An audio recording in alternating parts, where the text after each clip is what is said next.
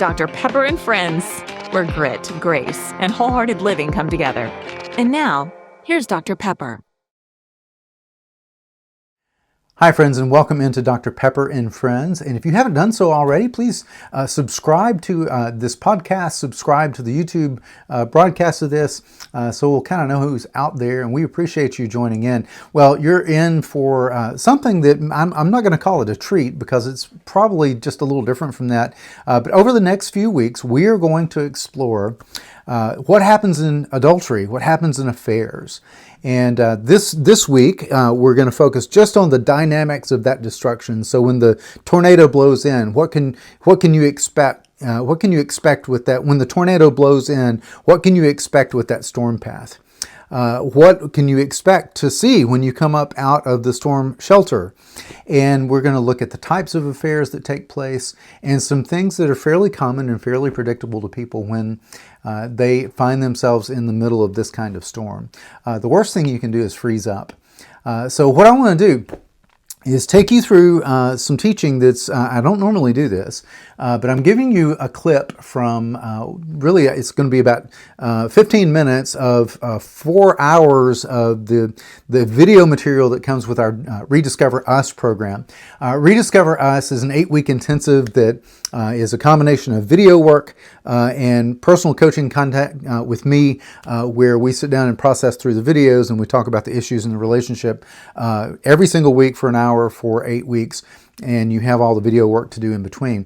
So this is just one of the teaching modules that has to do with affair recovery. There's several of those throughout ReDiscover Us. If you're interested in that, you'll see in the show notes a little bit of how you can access that and how you can be able to contact me to find out more.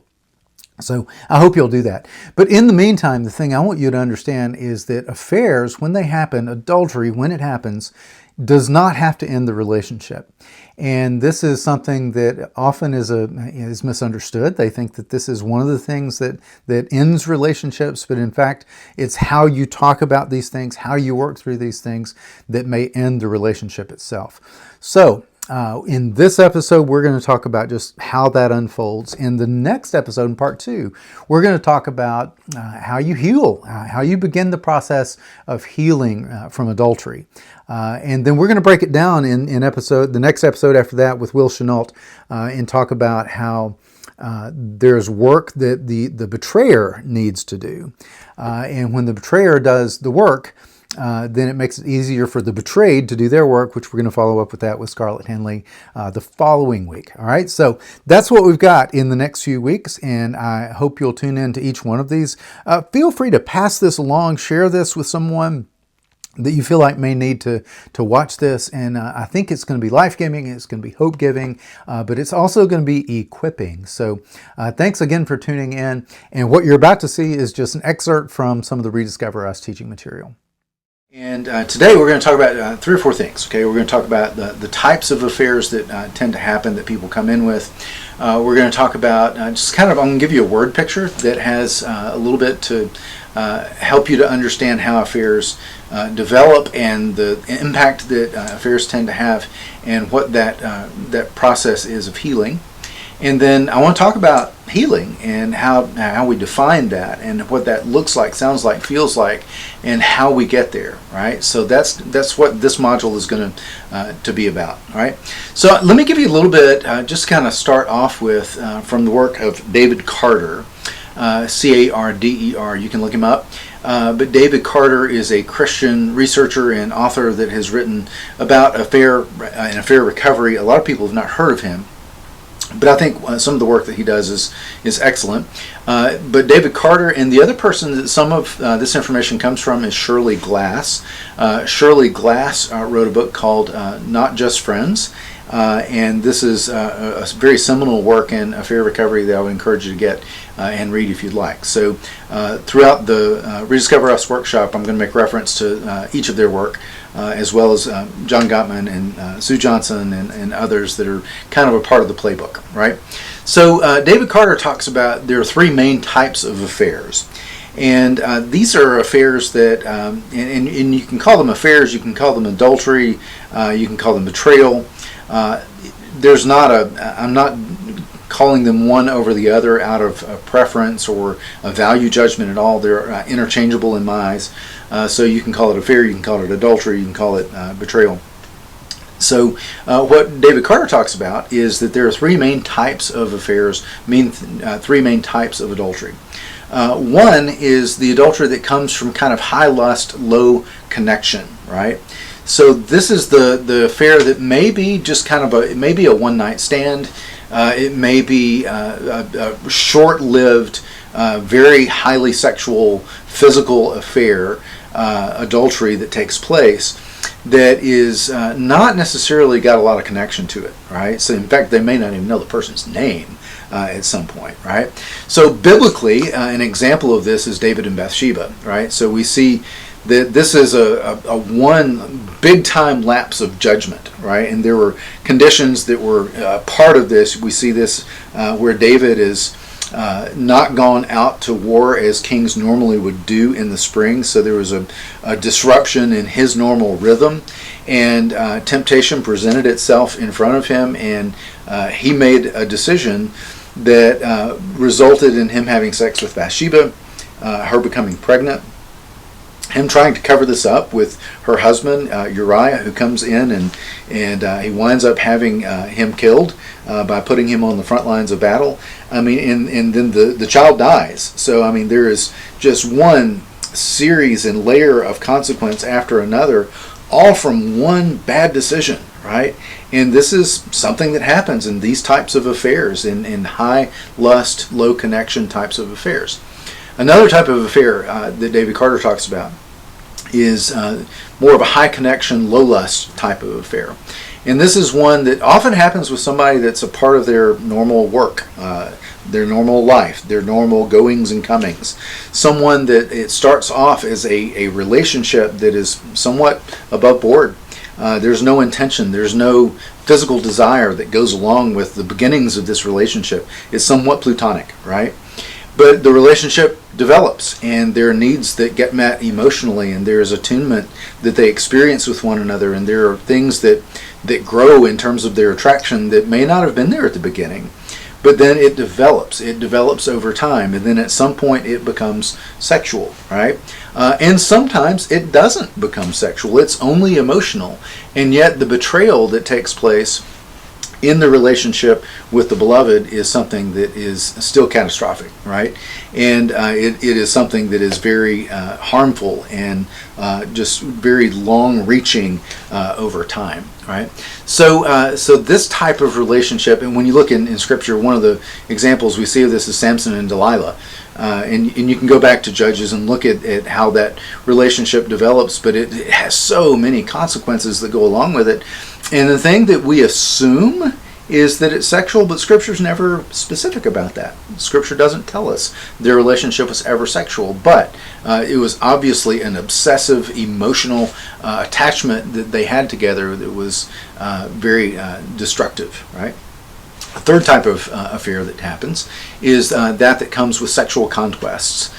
Sexual conquest may come from either someone that's battling sexual addiction, and their sexual addiction has escalated to the point that they are acting out with other people, or it sometimes may come in the form of mental illness. So something such as bipolar disorder, sometimes there are manic phases where there's a sexual indiscretion that may take place. With sexual addiction, we see this with Eli's sons in the book of 1 Samuel. They were out of control, and a lot of their conquests were sexual, and that was a part of their being out of control. We don't understand all of why they were out of control, but that's an example of that. Now, of these three, the one that's the most common is the second one, right? The one that's the most common is not the one night stand. It's not the high lust, low connection. It's not the one where it's just all physical, but it's the one that really starts off emotional and it develops into something that becomes sexual at some point. Now, one of the things I want you to understand about that, and especially the discovery process, and we'll talk about this a little bit more later, is that when the betrayer, when the involved partner is caught, or this information comes out, there's been a lot of emotional intensity and stress leading up to this moment, to where it's kind of in an all-time high, and it peaks at the moment of discovery. Okay, The betrayed partner, okay, the partner that has not been involved in the adultery, has been at a lower level of intensity this whole time, but the moment it goes to a discovery, they go up to this kind of peak level of intensity and stay there, while the involved partner's stress level kind of goes down, especially once there is a discovery that both want the relationship and they're going to try to rebuild it, right? So that's a confusing thing sometimes, is the betrayed partner is like, why are you not as upset as I am? Well, because they've been carrying this level of stress with a double life for a long time, and then all of a sudden there's some relief that goes with that, and they know the future of their life again, right? Now we'll talk more about that in some of the future modules, but I just wanted to kind of point that out, all right? So those are 3 types of affairs. Now, let me give you a word picture that kind of helps you to understand how affairs develop, and it's kind of like a tornado. Tornadoes are nature's acts of violence that ruin lives, and they often destroy everything that somebody has worked for their entire life, and just kind of wipes it off the face of the earth.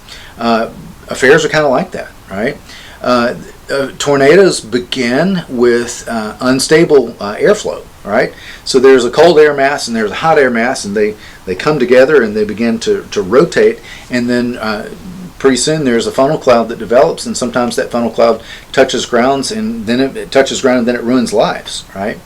Now here's the thing to understand. Every time there is a tornado or a funnel cloud that touches ground and does all this destruction, there's always a set of conditions before that we knew about. We knew about the hot air mass. We knew about the cold air mass.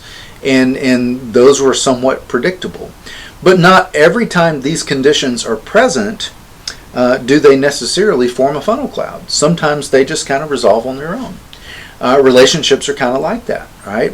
Just almost every time there's an affair, there was a set of conditions that were favorable that something bad was going to happen. We'll talk about that a little bit more in a minute.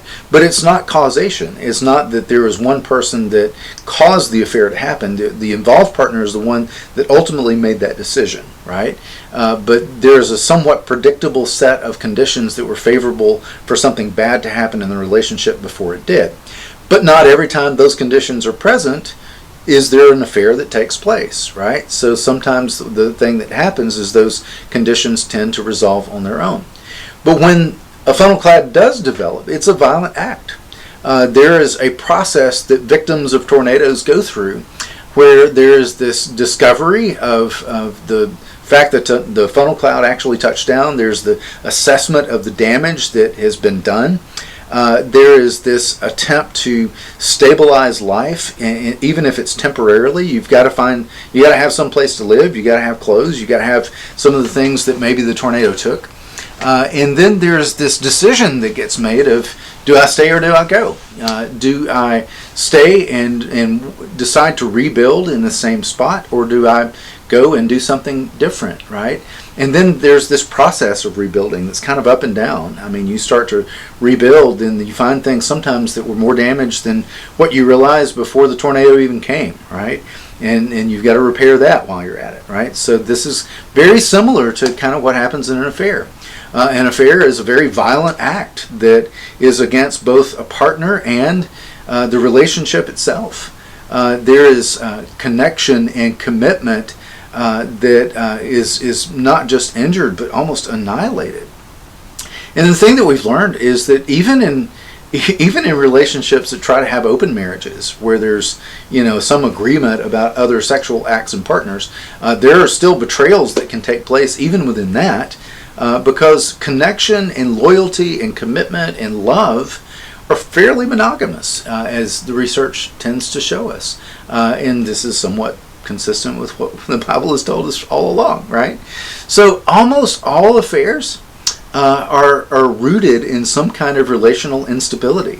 Now, please understand, correlation and causation are two different things. So I'm not saying there is one that causes the other, but the thing that I am saying is that when you start peeling back the layers, the thing that we find is that affairs really don't happen in good relationships. They don't happen where relationships are all intact. So friendship, delight, your ability to have resolvable conflict, your ability to attend to each other's needs and to be attuned to each other, having a set of shared values, having trust and commitment and support. All of these things are those essential ingredients that we talked about in the relationship checkup that we measured, that when some of these are being breached, it makes the conditions somewhat cold in the relationship.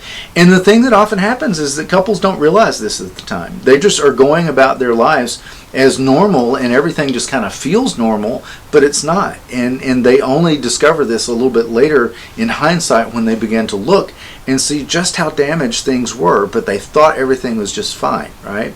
So when the relationship and these ingredients in the relationship grows cold, and then there's this threat that comes along of newness and feelings that go along with a new relationship, and the limerence. We'll talk about limerence more later, but it's those tingly, romantic, in love kind of feelings, and that all gets turbocharged with the secrecy of a relationship that's crossing some lines. Then there is this collision of hot air mass and cold air mass that takes place, and it's not uncommon that a funnel cloud can develop and that destructive things happen, right? So, but yet, not every relationship that experiences these conditions, these breaches of some of those ingredients that are a good part of a relationship, not every relationship that experiences that experiences adultery, experiences an affair. Sometimes they resolve on their own. Sometimes they realize they need to get help, and they get it, and they bring some repair to that, right? So all of this is kind of similar to kind of what a tornado is like, right? So you have this painful act of discovery. You learn about it, and a lot of couples refer to this as D-Day. You learn about the affair itself. You kind of do this assessment of what damage has been done, not just to our relationship, but to our kids and our extended family, our businesses, our jobs, all of these kinds of things. And you think about all the stuff that's going to take to repair it. And then you make this decision: do I stay? Do I go? You make this decision to rebuild, and you make this decision to involve yourself in this process. And then you realize this process takes longer and it's more painful than what you even wanted it to be, but yet it's necessary. It's a part of the process, right? So all of this is painful. All of this is necessary. All of this is important. So here we are. Thank you so much for tuning in, and I know I kind of left you hanging there at the end. Sorry about that, but here's the thing to expect for next week. Next week we're going to define what healing is, and we're going to talk about how to get there. We're going to talk about some do's and don'ts when it comes to affair recovery. That's just going to be something that's kind of normal for almost all couples. So I hope you'll tune into that. And once again, if you have some interest in ReDiscover Us, please feel free to follow some of that information that you see in the show notes, and we'll be glad to tell you a little bit more about that. Or just call us. Just give us a call or email us at the phone number and the email below. So again, we appreciate you tuning in to Dr. Pepper and Friends, where grit and grace come together for wholehearted living. And it takes all of those, y'all. If you're in the middle of this kind of storm, it takes some real grit to determine that you're going to get out of it.